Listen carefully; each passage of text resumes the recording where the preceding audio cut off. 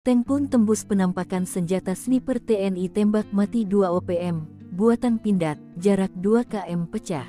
Ngeyel sering bikin onar, organisasi Papua Merdeka OPM seringkali berhadapan dengan laras senjata aparat TNI. Bahkan tak OPM ditembus peluru lantaran sering melakukan perbuatan yang melanggar hak asasi manusia, HAM. Seperti pada beberapa waktu lalu, 2 anggota OPM diterjang timah panas sniper buatan PT Pindad hingga tewas. Tepatnya pada 2019, pasukan TNI dari Yonif Rider 514 Kostrad baku tembak dengan anggota KKB, sekarang OPM, pimpinan Egyanus Kogoya, di distrik Mugi, Nduga, Papua. Dikutip dari Tribun Medan, kontak tembak tersebut terjadi saat Yonif Rider 514 Kostrad berhasil memergoki dan mengidentifikasi kedatangan anggota KKB yang diduga berniat melakukan penyerangan ke pos TNI di distrik Mugi. Selama baku tembak terjadi, satu anggota dari kelompok OPM dikabarkan tertembak tepat di kepala. Tapi saat dilakukan pengecekan tidak ditemukan adanya jasad, hanya bercak darah.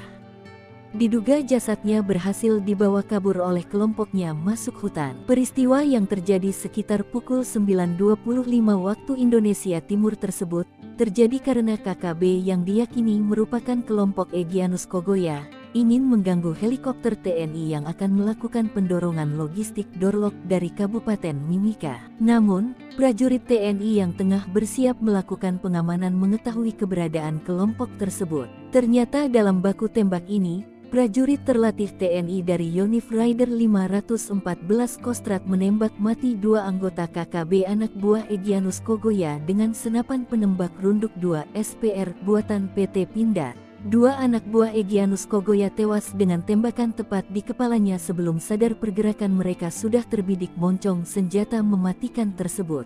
Setelah melihat 2 rekannya tewas akibat tembakan jitu penembak runduk TNI, akhirnya memilih kabur dengan membawa jasad kawannya dan membiarkan senjatanya tertinggal di lokasi.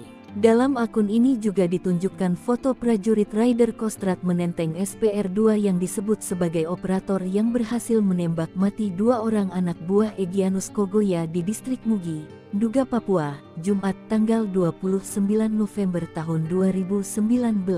Senapan penembak runduk atau SPR-2 ini diklaim oleh PT Pindad dapat menembak target dari jarak sejauh 2 km dengan akurat dan mampu menjebol plat setebal 10 mm yang biasanya digunakan kendaraan lapis baja. Sebagai senapan runduk tentunya peluru yang digunakan SPR-2 menggunakan kaliber 12.7 x 99 mm.